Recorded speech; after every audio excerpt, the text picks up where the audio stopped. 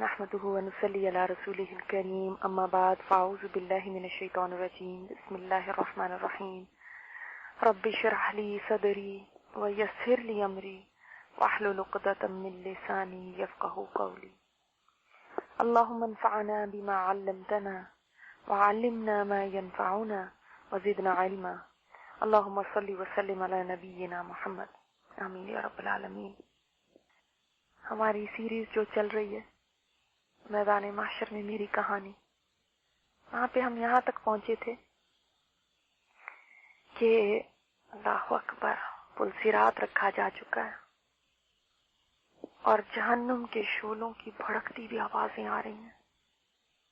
یہ آوازیں ایسی ہیں جو دل کو لرزا دیں، اور ہر انسان سخت مصیبت میں ہے اس وقت۔ لوگوں کی آنکھیں پھٹی ہوئی ہیں، دل کی دھڑکنیں اتنی تیز ہیں، ایسے لگ رہا ہے سینہ توڑ کے دل باہر آ جائے گا، مگر آج یہاں بھاگ کے کہاں جا سکتے؟ پیچھے کچھ نہیں ہے، آگے ہی جانا ہے، اور اندھیرا ابھی تک بدستور ویسے ہی ہے، بس سب لوگ اپنی اپنی روشنی لیے کھڑے ہیں۔ جس نے یہ آخری مرحلہ طے کر لیا بس پھر وہ جنت میں ہی پہنچ کے رہے گا۔ میں جنت کا سوچتے ہی میرا دل خوشی سے جھوم اٹھا، لیکن صراط کو دیکھ کے پھر دل بجھ گیا کہ اس پہ سے کیسے گزروں گی؟ یہ پھسلن والا ہے، گرنے کی جگہ ہے یہ، اگر گرے تو اور کہیں نہیں جائیں گے سوائے آگ کے۔ سب سے آگے نبی کریم صلی اللہ علیہ وسلم ہے، اور آپ کے پیچھے آپ کی امت ہے، اور امت میں سب سے آگے فقراء اور مہاجرین کی جماعت ہے۔ باقی انبیاء بھی یہاں موجود ہیں، لیکن ہر کوئی بالکل خاموش کھڑا ہے، سناٹا ہے، کوئی کچھ نہیں بول رہا۔ بولیں بھی کیسے؟ لوگوں کی زبانیں خوف نے بند کر دی۔ واقعی سچ فرمایا تھا میرے نبی نے کہ پل صراط پہ کوئی کسی کو یاد نہیں رکھے گا جب تک پار نہ اتر جائے۔ انبیاء کی صرف اتنی آوازیں آ رہی ہیں، ربی سلم ربی سلم ربی سلم، اے رب سلامتی، اے رب سلامتی، اے رب سلامتی۔ جس کو اللہ ہی بچا لے وہی آج بچ سکتا ہے۔ وَإِن مِّنكُمْ إِلَّا وَارِدُهَا، تم میں سے ہر ایک کو اس میں سے گزرنا ہی گزرنا۔ اب امت آپ صلی اللہ علیہ وسلم کے پیچھے جمع ہو چکی ہے، میں بھی جا کے خاموشی سے کھڑی ہو گئی ہوں۔ وہاں سب سے پہلے آپ صلی اللہ علیہ وسلم اس پل پہ سے گزریں گے۔ آپ صلی اللہ علیہ وسلم نے اللہ کا نام لے کے پل کو پار کرنا شروع کیا۔ آپ صلی اللہ علیہ وسلم تو سراپائے نور تھے، ان کا نور تو دور دور پھیلا ہوا ہے، اتنا ان کو نور ملا تھا، دائیں طرف بھی آگے بھی، تو ان کا تو پتہ بھی نہیں چلا، اور پل پار بھی پہنچ گئے۔ اور یہاں سے کوئی گروپ کی صورت میں نہیں گزرے گا، ہر ایک کو اکیلے اکیلے کراس کرنا ہوگا، کوئی دوسرے کا ہاتھ پکڑ پکڑ کے نہیں جا سکتا۔ اب مہاجرین کی جماعت آگے بڑھی ہے، اب وہ ایک ایک کر کے گزر رہے ہیں، جو بڑی تیزی سے گزر گئے، ہوا کی رفتار سے گزر گئے۔ فقراء بھی اسی طرح گزر گئے۔ دوسری طرف آپ صلی اللہ علیہ وسلم کھڑے میں ربی سلم کی دعائیں کیے جا رہے ہیں۔ اب عام لوگوں نے گزرنا شروع کر دیا۔ ایک آدمی تیز تیز دوڑتا ہوا گزر گیا۔ ہر ایک کی جتنی روشنی ہے اس کے مطابق اس کی رفتار ہے، اس کے مطابق سپیڈ ہے۔ میرے پاس تو بہت زیادہ روشنی نہیں ہے، میرا کیا ہوگا؟ اب وہ لوگ جا رہے ہیں جن کے پاس کم روشنی ہے، سبھی سخت پریشان ہیں۔ دنیا میں ابو میسرہ رحمت اللہ علیہ جب اپنے بستر پہ جانتے تھے تو کہا کرتے تھے اے کاش میری ماں مجھے نہ جنتی، رونے لگتے۔ ان سے کہا جاتا تھا ابو میسرہ آپ کیوں روتے ہیں؟ فرماتے تھے مجھے یہ تو پتا ہے کہ جہنم کے اوپر سے گزرنا ہے، لیکن یہ نہیں پتا نجات ہوگی یا نہیں۔ واقعی یہاں پہ کسی کو نہیں پتا اس کی نجات ہوگی یا نہیں۔ اور میں تو دنیا میں ہائٹ سے بہت ڈرتی تھی. کہاں ایسا پل اتنا باریک ہے اور نیچے پانی کا سمندر نہیں ہے، آگ ہے. ایک آدمی آگے بڑھا ہے، اس کا جو حال ہوا ہے اس کا حال دیکھ کے تو سب کی طبیعت خراب ہو گئی ہے. وہ جب پل کراس کرنے لگا، آدھے راستے پہ پہنچ کے اس کا نور بجھ گیا، اور بجھتے ہی اس کا پیر پھسل گیا اور وہ جہنم میں جا پڑا. اس کی چیخوں نے تو سب کے دل دہلا دیے. مجھے جہنم کے فرشتے کی آواز آ رہی ہے، وہ کہہ رہا ہے کیا تمہارے پاس کوئی ڈرانے والا نہیں آیا تھا؟ کیا تمہیں کسی نے نہیں اس انجام سے خبردار کیا تھا؟ الم یأتکم نذیر. وہ ہر ایک سے یہی سوال کر رہا ہے. جب سے لوگ جہنم میں جا رہے ہیں اس وقت سے وہ یہ کہہ رہا ہے، وہ بدبختو، کسی نے نہیں تمہیں بتایا تھا؟ کیوں تم یہاں پہنچ گئے؟ تمہیں نہیں پتا تھا اس دن کے بارے میں؟ کیا تمہارے اوپر تمہارے رب کی آیات نہیں پڑھی جاتی تھی؟ کیا تمہیں اس دن کی ملاقات کا یقین نہیں تھا؟ وہ کہہ رہے ہیں ہاں بتایا تو کیا تھا، مگر ہماری بدبختی ہم پہ غالب آ گئی. دنیا میں کہاں کوئی سنا کرتا تھا. دنیا میں تو ذہن پہ اتنا کچھ اور چھایا رہتا تھا کہ اس دن کا تو کسی کو ہوش ہی نہیں تھا. پھل سے رات کی کوئی بات ہی نہیں کرتا تھا، سب اگنور کر دیتے تھے، سنتے تھے بلا دیتے تھے. اتنی لاپرواہی کے ساتھ جیتے تھے، کہتے اچھا دیکھا جائے گا، جب ہوگا کچھ کر لیں گے، آپ صلی اللہ علیہ وسلم ہماری شفاعت کر دیں گے. مگر یہاں پہ تو جو نیچے گر رہا ہے ابھی تک آپ صلی اللہ علیہ وسلم نے اس کی شفاعت نہیں کی. حساب کتاب پہ ابھی شفاعت نہیں ہوئی. میزان پہ لوگ کھڑے ہوئے تھے وہاں پہ شفاعت نہیں ہوئی. اعمال نامے جب بانٹے گئے وہاں پہ شفاعت نہیں ہوئی. ہر ایک کو اپنا اپنا حساب بھگتنا پڑا ہے. مگر دنیا میں کیسے خود کو تسلیاں دے کے بیٹھے رہتے تھے. قرآن کی طرف بلایا جاتا تھا تو کہا کرتے تھے کہ ہمارے پاس کہاں ٹائم. نوجوان میوزک میں اور مستی میں اور ان چیزوں میں لگے رہتے تھے، اور جو ذرا ادھیڑ عمر ہو جاتے تھے ان کے مسئلے ہی کبھی ختم نہیں ہوتے تھے. اسی میں زندگی ختم ہو گئی. زندگی تو کسی کا انتظار نہیں کرتی. جب سے لوگوں نے اس آدمی کا حال دیکھا ہے نا، اس کو جہنم میں گرتے دیکھا ہے، اس وقت سے نیک لوگ دعائیں کرنے لگ گئے ہیں، ربنا اتمم لنا نورنا واغفر لنا انک علی کل شیء قدیر. اے ہمارے رب ہمارے نور کو مکمل کر دیں، ہماری بخشش کر دینا، بے شک تو ہر چیز پر قادر. یہ اللہ ہی ہے جو آج بچائے گا تو کوئی بچ سکتا. مجھے یاد آ گیا سورہ تحریم جب میں نے دنیا میں یاد کی تھی، اس میں یہ دعا تھی کہ لوگ یہ دعا کریں گے. واقعی اللہ کی باتیں کتنی سچی تھی. آج ویسا ہی ہو رہا ہے جیسے ہمیں قرآن میں بتایا گیا تھا، لیکن قرآن کو کتنے لوگ جانتے تھے. ایک طرف لوگ یہاں یہ دعائیں کر رہے ہیں، دوسری طرف نبی کریم صلی اللہ علیہ وسلم ان کے لیے دعائیں کر رہے ہیں. وہ پار کھڑے ہیں. اب ایک اور شخص گزرنے لگا، وہ اتنا خوفزدہ ہے کہ پل پہ پیر رکھنے سے بھی ڈر رہا ہے. وہ کھڑا ہو کے بھی نہیں چل رہا، بیٹھ گیا اور خود کو گھسیٹ کے لے کے جا رہا ہے. اتنے میں رحم آگے بڑھا. رحم جو ایک کنڈے کی صورت میں پل پہ کھڑا ہوا تھا. یہ رحم کیا ہے؟ صلہ رحمی. اس نے اس کو پکڑ لیا اور رحم کہہ رہا ہے کہ تو نے مجھے کاٹا تھا، آج میں اس کا بدلہ لوں گا. آدمی چیخ رہا ہے اور اس کنڈے نے اس کو پکڑ کے جہنم میں گرا دیا. اف، یہ دنیا میں جو رشتہ داریاں ہیں یہ کتنا بڑا مرحلہ تھا، کتنا بڑا مسئلہ تھا. اس کو کاٹنا کتنا بڑا جرم تھا، یہ مجھے پہلے نہیں تھا پتا. یہ نہیں پتا تھا کہ پل صراط پہ اس کو بھگتنا پڑے گا. یہ ہمیں کہاں کوئی بتاتا تھا. ہمارے جاننے والے بہت سارے لوگ، بھائی بھائی سے بات نہیں کرتا تھا، بہن بھائی آپس میں لڑے ہوئے تھے، ماں بیٹی آپس کے اندر اٹھے ہوئے تھے، چچا بھتیجے آپس میں ناراض تھے، خالہ بھانجی کی بات چیت بند تھی، سکی بہنیں آپس میں کٹو کی ہوئی تھی. جتنا زیادہ رشتہ قریبی تھا اتنے ہی اس کے حقوق زیادہ تھے. سب سے زیادہ والدین کے حقوق تھے، پھر بہن بھائیوں کے تھے، پھر ماموں خالہ چچا پھوپھی، ان کے حقوق تھے.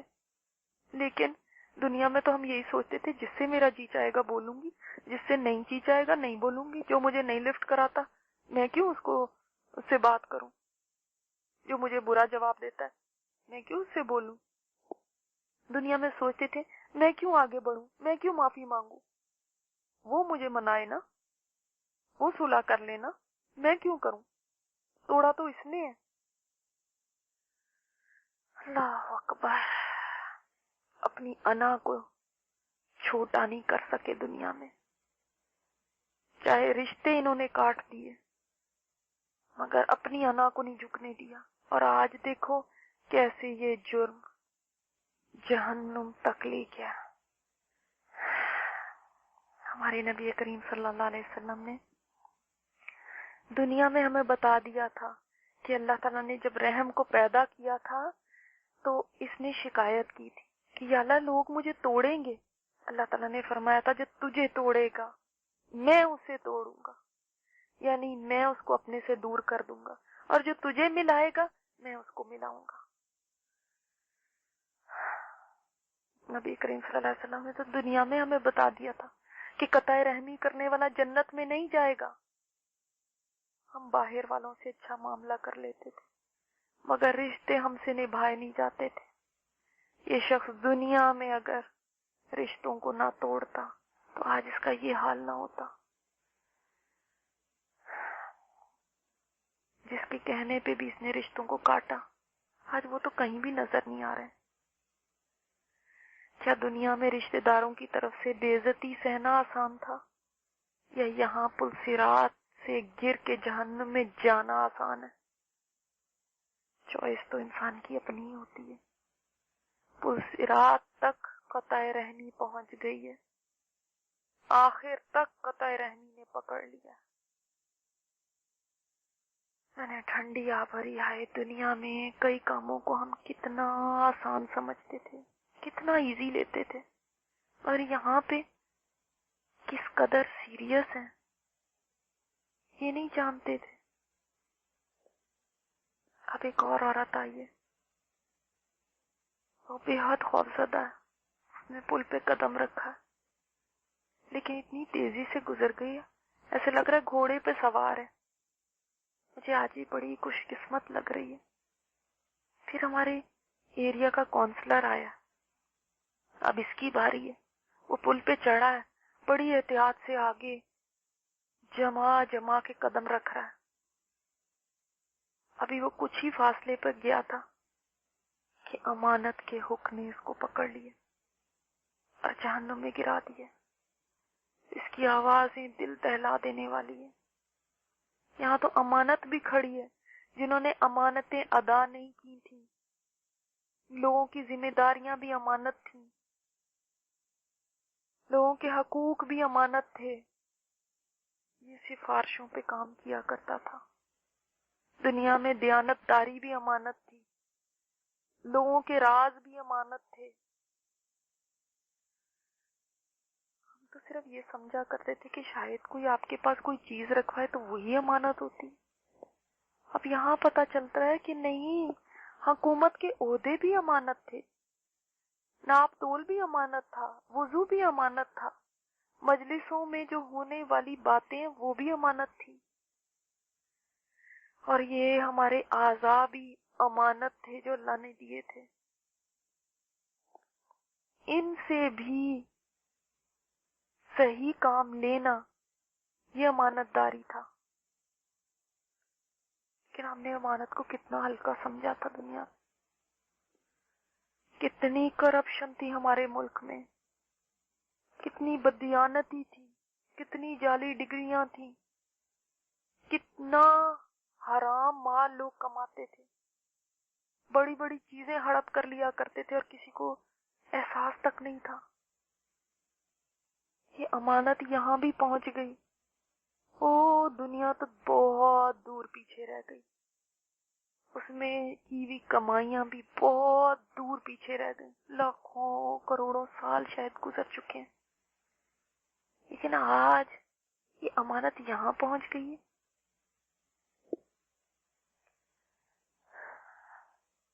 چاہے قومی امانتیں یا عوام کی چیزیں یا جاب میں دفتر کی چیزیں، لوگ اس کو کتنا ذاتی ملکیت کی طرح سمجھتے تھے۔ مجھے اس وقت عمر رضی اللہ تعالیٰ عنہ یاد آ گئے کہ جب بحرین سے مال غنیمت میں مشک و عنبر آیا تھا اور اس کو تولنا تھا تاکہ تقسیم کر سکیں، تو کسی آدمی کی تلاش کر رہے تھے۔ امیر المومنین کی بیوی نے عرض کیا کہ میں یہ کام کر دیتی ہوں، تو عمر رضی اللہ تعالیٰ عنہ نے فرمایا نہیں، مجھے ڈر ہے مشک تمہاری انگلیوں سے لگ جائے گا جس کو تم اپنے بدن پہ مل لو گی، اور قیامت کے دن اس کا جواب دہ میں ہوں گا۔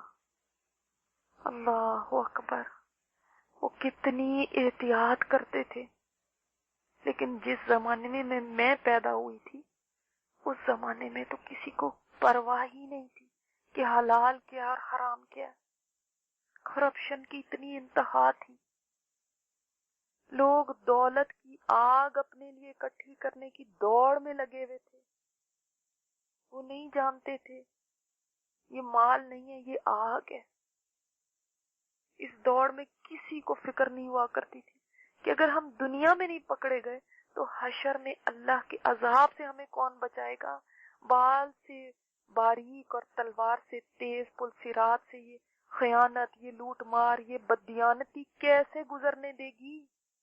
یہ تو آنکڑے ہیں یہاں پہ، یہ تو ہکس ہیں، یہ پکڑ لیں گے۔ کسی کو کہاں یہ اندازہ تھا کہ جب یہ آنکڑوں کی صورت میں ہمیں الجھا کے جہنم میں ڈالیں گے تو وہاں کون ہمیں بچائے گا۔ آج پتہ چل رہا ہے جو دنیا میں جتنا زیادہ رب کا اطاعت گزار ہوا کرتا تھا، جتنا زیادہ رب کا وفادار تھا، اتنی ہی آسانی سے آج پل صراط سے گزر رہا ہے۔ جو زندگی کے پل صراط پہ پار ہو گیا تھا وہ آخرت کے پل صراط پہ بھی کامیاب ہو رہا ہے۔ اور دنیا کے پل صراط کیا تھا؟ دین پہ چلنا، وہ بھی تو ایک پل صراط ہوتا تھا۔ جو وہاں اس پل صراط سے گزرا اس کے لیے آسانیاں۔